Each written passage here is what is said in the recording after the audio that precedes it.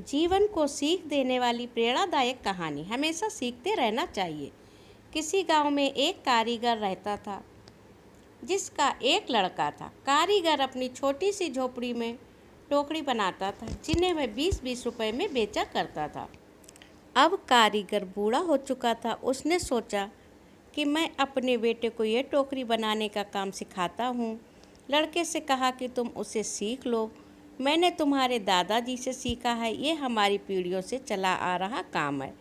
अच्छा काम है, लड़का भी मान गया। टोकरी बनाने का काम सीखने को पिताजी ने लड़का को टोकरी बनानी सिखाई। उसे बाजार में बेचकर आने को कहा। लड़का टोकरी को लेकर बाजार गया और बेचकर आया ही था। पिताजी ने पूछा कि उदास क्यों हो? लड़का बोला कि मेरी बनाई हुई टोकरी केवल 10 रुपये में ही बिकी। पिताजी ने कहा चलो कोई बात नहीं, आज तुम्हें और अच्छी टोकरी बनाना सिखाता हूँ। पिताजी ने और अच्छी टोकरी बनाना सिखाई और उसे बाजार में बेचने को कहा। लड़का टोकरी लेकर बाजार गया और अपनी बनाई टोकरी को 15 रुपये में बेचकर आया।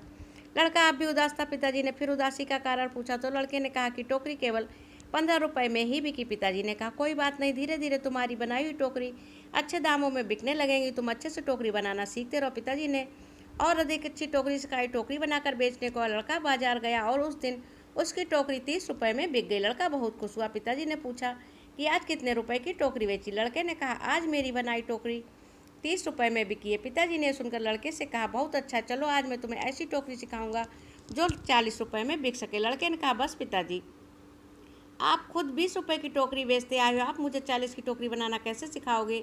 आप रहने दो, आपसे ज़्यादा रुपए की टोकरी तो मैं बनाना जानता हूँ। इतना सुनकर पिताजी ने कहा ऐसा ही कुछ मैंने भी कहा था जब मेरे पिताजी खुद 15 रुपये की टोकरी बेचते थे और एक दिन मेरी टोकरी 20 रुपये में बिक गई। मेरे पिताजी ने मुझे 25 रुपये की टोकरी सिखाने को कहा था तो मैंने भी सीखने के लिए मना कर दिया था और कहा था कि आप खुद 15 की बेचते आए, आपसे ज़्यादा की तो बेच कर आया हूँ। और तब से जीवन भर 20 रुपये की ही टोकरी बेचता रहा, क्योंकि उससे ज़्यादा की टोकरी बनाना मैं सीख ही नहीं पाया। दोस्तों ये कहानी यदि आपको पसंद आई तो अपने दोस्तों के साथ शेयर करें, वीडियो को लाइक करें और चैनल को सब्सक्राइब करें जिससे जब भी वीडियो अपलोड करें आपको सबसे पहले मिले। इस कहानी से हमें यह शिक्षा मिलती है कि हमें हमेशा अपने से बड़ों की बातों का आदर करना चाहिए, उनकी बात माननी चाहिए। धन्यवाद।